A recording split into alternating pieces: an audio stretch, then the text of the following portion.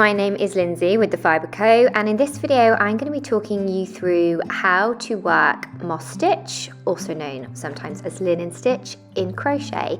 And this is the main stitch used in the Cloudspotter Tee, which is part of the By Hook collection for the Fibre Co.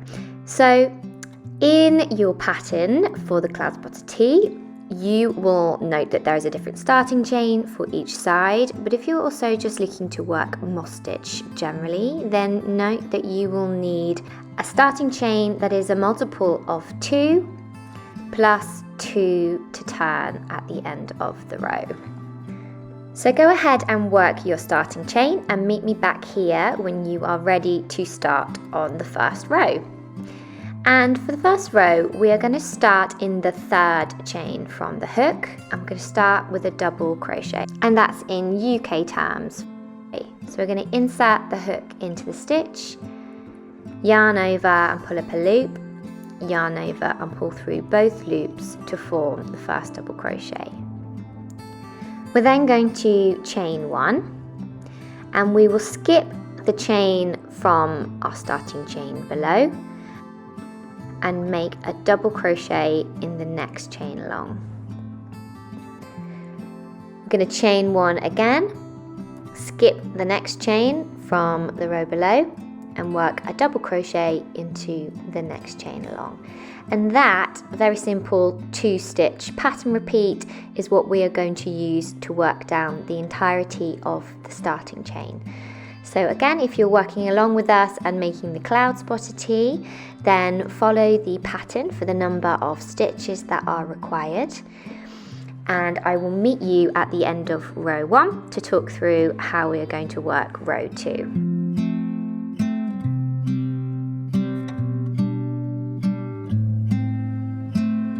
Now, as you reach the end of row 1, you may find that your row is looking a little bit wibbly wobbly. It doesn't look very neat. Do not fret at this stage. This is sort of the trickiest row in a way because we're working directly into the chain. As we continue to work up in subsequent rows, I promise it will seem a little bit neater and probably get a little bit easier to identify your stitches. So for row 2, we're going to start with a chain 2. We're then going to skip the double crochet that was the last stitch of the round, and we're going to make 1 double crochet into the first chain space. We'll then chain 1 and skip the top of the next double crochet along from row 1, and instead make a double crochet into the next chain space. Chain 1 and skip the double crochet, and again make a double crochet into the next chain space. And as I said, almost the hardest part of this stitch at this stage is just identifying where your chain spaces are and where your double crochets are, and that will become easier as you work up in rows and the stitch becomes more defined. So take your time, identify those chain spaces and make sure you're skipping those double crochets. And again, it is the same stitch pattern repeat all the way along until the end of the row. So continue in this way, making double crochets into each chain space, chaining 1 and skipping the next double crochet until you reach the end of the row. So the last stitch of the row should be a double crochet into the last chain space. And now the last chain space will essentially be in between the final stitch and the chain 2 you made at the start of the row. So that again can sometimes be a little tricky to identify, but we are just going to slide it in there in between that last double crochet and the first chain 2 that we made at the start of the row, which actually forms our chain space.